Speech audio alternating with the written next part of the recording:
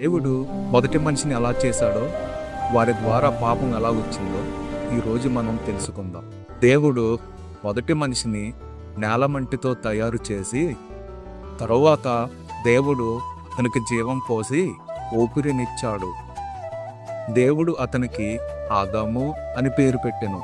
దేవుడు ఆదామును తీసుకువచ్చి ఆ తోటలో ఉంచెను.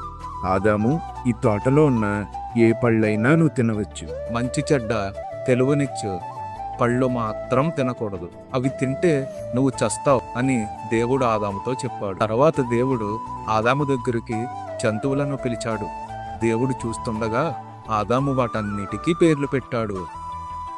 దేవుడు ఆదాము ఒంటరిగా ఉండడం చూసి సహాయంగా ఇంకో మనిషిని చేద్దాం అనుకున్నాడు. అప్పుడు దేవుడు ఆదాముకు గాఢ నిద్రను కలుగచేసి అతని శరీరము నుండి ఒక ప్రక్కటెముకను తీశాడు. తర్వాత దేవుడు ఆదాము యొక్క గాయాన్ని తగ్గించాడు. ఆదాము నుండి తీసిన ఎముకతో ఒక స్త్రీని కలుగచేశాడు. దేవుడు ఆ స్త్రీని ఆదాము దగ్గరకు తీసుకువస్తాడు. ఆదాము ఆ స్త్రీని చూసి ఆమెను హత్తుకుంటాడు. తర్వాత వారిద్దరూ కలిసి ఏదైనా తోటలో జీవిస్తుంటారు. దేవుడు చేసిన అన్ని జంతువులలో సర్పము బాగా తెలివైనది. నేను విన్నది నిజమేనా? ఈ తోటలో ఏ చెట్టు పండ్లైనా దేవుడు తినకూడదని మీకు చెప్పాడా? ఈ తోట చెట్ల పళ్ళు మేము తినొచ్చు, పర్వాలేదు, కానీ తోట మధ్యలో ఉన్న చెట్ల పళ్ళు మాత్రం మేము తినకూడదు, దేవుడు చెప్పాడు.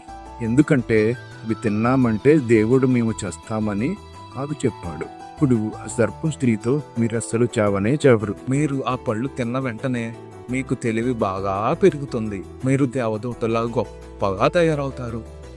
స్త్రీ ఆ చెట్ల వైపు అలా చూడగానే ఆ పండ్లు ఆమెకు చాలా అందంగా కనిపించాయి. ఇప్పుడు ఆ స్త్రీ కొన్ని పళ్ళను తీసుకొని తిన్నది. మరికొన్ని పండ్లు తీసుకువచ్చి ఆమె భర్త అయిన ఆదాముకు ఇచ్చింది. ఆదాము ఆ స్త్రీ ఇచ్చిన పండ్లను తీసుకుని వాటిని తినగా అప్పుడు వారిద్దరు కన్నులు తెరవబడి వారికి మంచి చెడ్డలు తెలిసాయి. దేవుడు ఆదామును పిలిచి, నీవు ఎక్కడ ఉన్నావు అని అడిగాను. దేవుని స్వరము వారు వినగానే వెంటనే చెట్ల మధ్యలో దాక్కున్నారు. దిగంబరినిగా ఉన్నాను గనుక భయపడి దాక్కున్నాను అని చెప్పాడు.